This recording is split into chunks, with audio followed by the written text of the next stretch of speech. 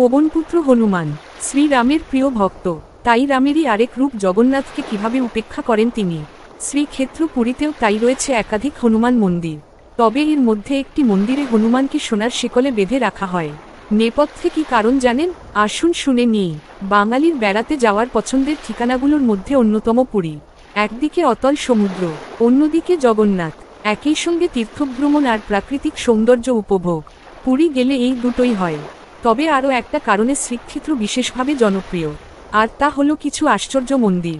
তালিকায় সবার উপরেই রয়েছে বেরি হনুমানের মন্দির, স্থানীয়দের কাছে যা দরিয়া হনুমান মন্দির হিসেবেও পরিচিত। মন্দিরের বিশেষত্ব বলতে পবনন্দনের বিগ্রহ। সাধারণত কোনো মন্দিরের বিগ্রহ পরম যত্নে রাখা হয়, হোক না পাথরের, সেখানে যেন এতটুকু আঁচড় না লাগে। তবে বেরি হনুমানের বিশেষত্ব হল এই বিগ্রহটি শিকল দিয়ে বাঁধা।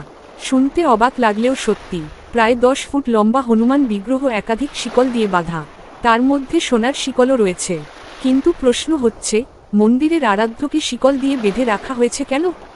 নেপথ্যে রয়েছে এক প্রচলিত কাহিনী। শোনা যায়, পুরীর মন্দির তৈরির সময় বেশ সমস্যার কারণ হয়ে দাঁড়িয়েছিল সমুদ্র। ক্রমাগত ঢেউয়ের চোটে বারবার ব্যাঘাত ঘটছিল মন্দির নির্মাণে। সেই সময় প্রভু জগন্নাথ হনুমানকে মন্দির রক্ষার কাজে নিযুক্ত করেন। পবনপুত্র দায়িত্ব ছিল মন্দিরে যে সমুদ্রের জল না ঢুকে পড়ে সেদিকে খেয়াল রাখা। মন দিয়ে সেই দায়িত্ব পালনও করেন হনুমান।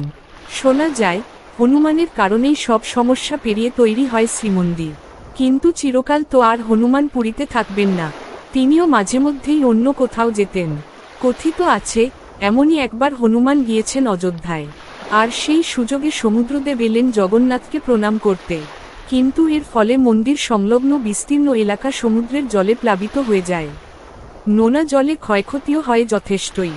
ভয়ানক চটে গিয়ে জগন্নাথ ডেকে পাঠান হনুমানকে, কিন্তু তখন তো তিনি পুরীতেই নেই। তাই তড়িঘড়ি হনুমানকে পুরী ফিরে আসার নির্দেশ দেন প্রভু। একবার হনুমান ফিরতেই তিনি তার হাত শিকল দিয়ে বেঁধে দেন, আর সেই সঙ্গে নির্দেশ দেন কখনো পুরী ছেড়ে যেন হনুমান না যান। স্থানীয় বিশ্বাস, বেরি হনুমান আসলে প্রভু জগন্নাথের শিকল পরানো সেই পবনপুত্র, যিনি এখনও একইভাবে শ্রীক্ষেত্র রক্ষা করে আসছেন। জনশ্রুতির জোরে এই মন্দির যথেষ্ট জাগ্রত। পুরী ঘুরতে গেলে অনেকেই এখানে দর্শন সেরে যান। শ্রীমন্দির থেকে খুব বেশি দূরেও নয় এই মন্দির, তাই শিকলে বাঁধা পবনপুত্রকে দেখতে প্রতিদিন দূরদূরান্ত থেকে ভক্তদের আগমন হয় এই মন্দিরে। আরও জানতে এখনই সাবস্ক্রাইব করুন এবং কমেন্টে লিখুন জয় জগন্নাথ, জয় বজরংবলী।